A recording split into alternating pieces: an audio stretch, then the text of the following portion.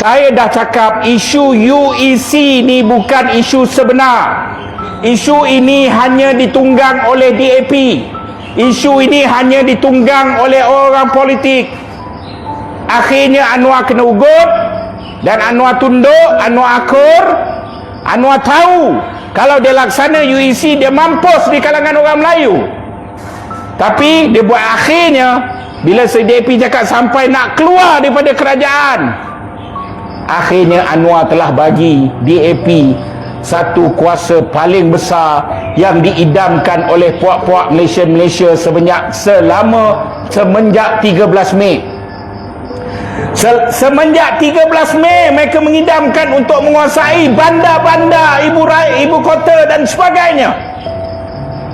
Saudara, akhirnya bukan sekadar KPKT mereka kuasai, mereka sudah dapat menteri wilayah dan timbalan menteri wilayah. Mereka bukan saja kuasai Kuala Lumpur, mereka kuasai Putrajaya, dan mereka kuasai sehingga ke Labuan. Mereka boleh lantik orang, lantik ikut suka. Semua tender, semua nak perancangan bandar perlu melalui pejabat DAP.